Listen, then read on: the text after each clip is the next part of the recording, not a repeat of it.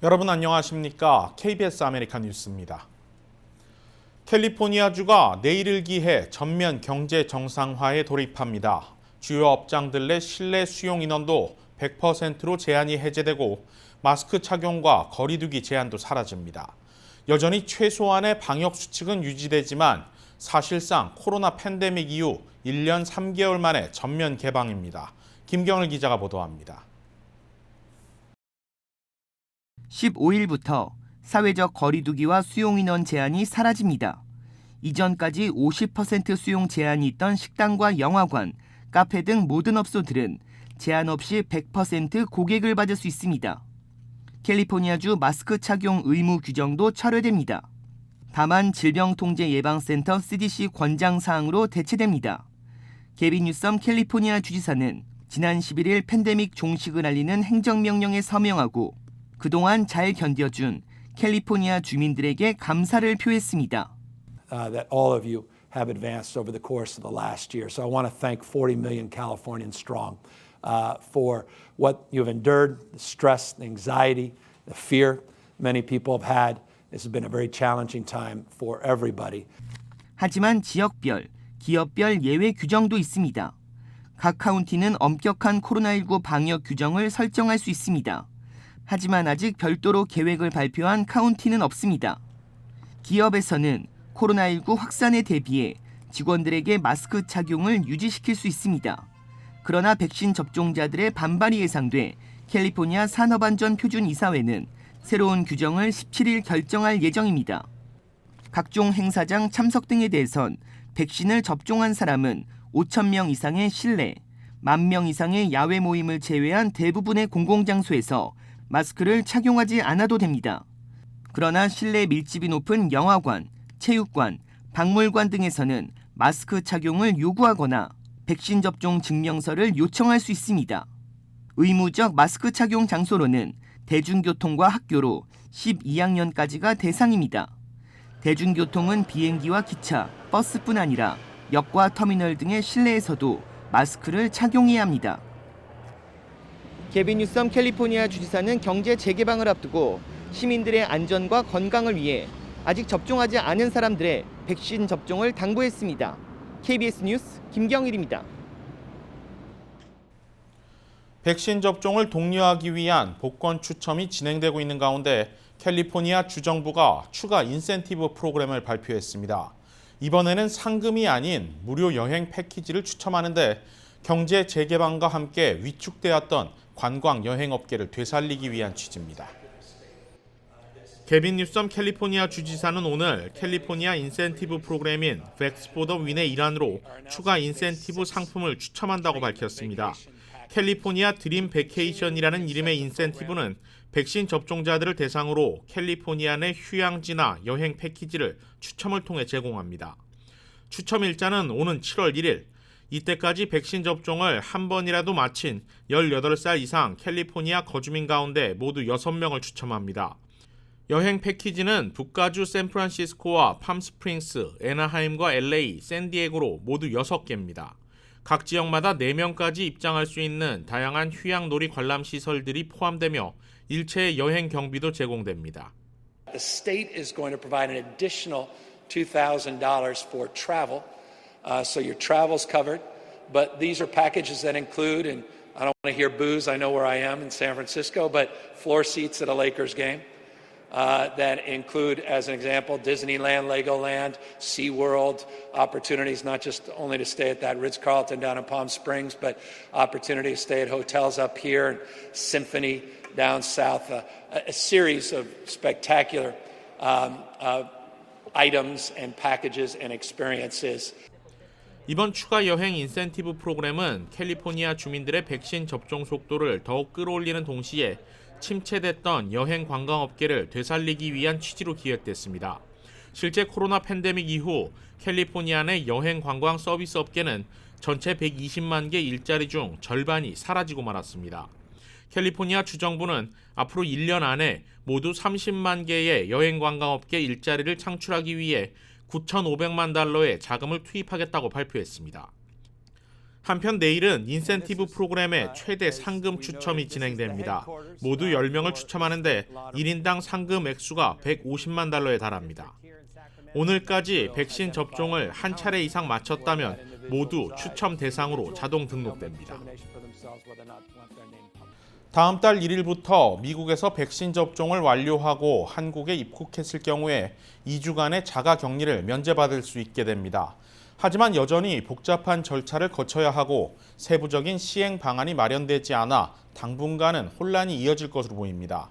지금까지 나온 내용을 토대로 알기 쉽게 문답 형식으로 정리했습니다.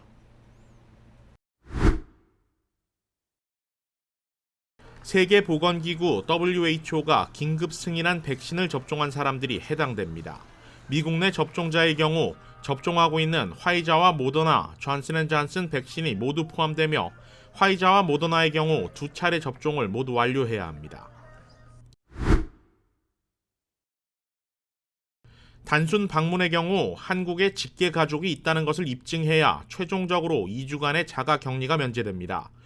유학생, 영주권자, 시민권자 여부와는 상관없이 공관을 통해 가족관계 증명 서류를 제출해야 합니다.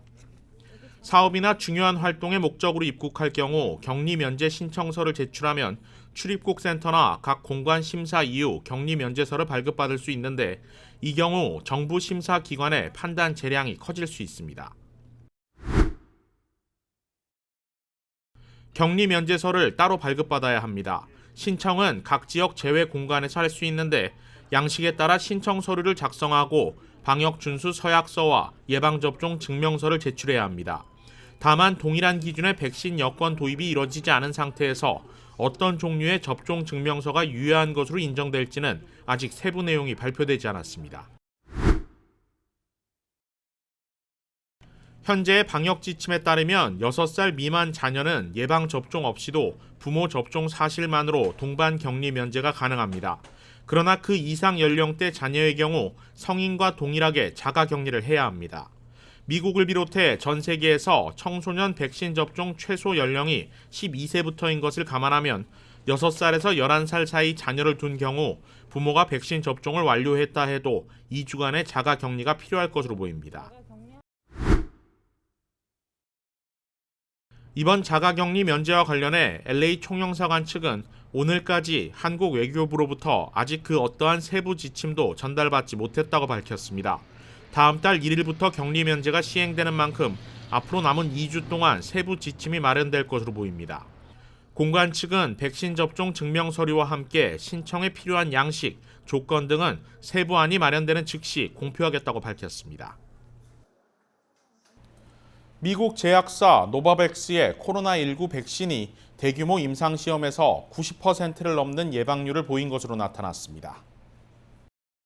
노바백스 측은 오늘 자사 백신이 대규모 임상시험에서 코로나19의 90.4%의 예방률을 보였다고 밝혔습니다. 이번 임상시험은 미국과 멕시코에서 3만 명에 가까운 18세 이상 지원자들을 대상으로 진행됐는데 특히 백신의 중증 감염 예방률은 100%로 나왔고 주요 변이 바이러스에 대한 예방률은 93%로 파악됐습니다. 노바백스는 올해 9월 말까지 미국과 유럽 등에서 코로나19 백신의 긴급 사용을 추진할 예정입니다. 또 오는 9월까지 코로나19 백신을 매달 1억 회분 생산하고 4분기에는 매달 백신 생산량을 1억 5천만 회분으로 늘릴 계획입니다. We need vaccines that can be used in the U.S. To boost people who have already received a vaccine, and they'll likely need booster vaccines in 6 or 12 months from the original date. We need vaccines to go globally, particularly in low and middle income countries, and our vaccine is uniquely suited for that. 노바백스 백신은 3주 간격으로 모두 2차례 접종해야 예방 효과가 있는데 화이자, 모더나와는 달리 일반 냉장 온도에서도 오랫동안 보관할 수 있어 의료 여건이 상대적으로 열악한 국가에서 접종이 유용할 것으로 전망됩니다. 한편 한국은 노바백스 백신 2천만 명에 접종할 수 있는 4천만 회분을 확보했으며 올해 3분기 안으로 최대 2천만 회분을 도입할 예정입니다. 전국적으로 총기 난사 사건이 줄어들 기미를 보이지 않고 있습니다. 시카고에서는 지난주에 이어 또다시 총기 난사 사건이 발생해 1명이 숨지고 9명이 다쳤습니다. 텍사스에서도 2명의 남성이 언쟁 도중 총기를 발사해 무고한 시민 14명이 다쳤습니다. 박시몬 기자가 주말 사건 사고 정리했습니다. 시카고에서 지난주에 이어 또다시 총기 난사 사건이 일어나 1명이 목숨을 잃고 9명이 부상을 당했습니다.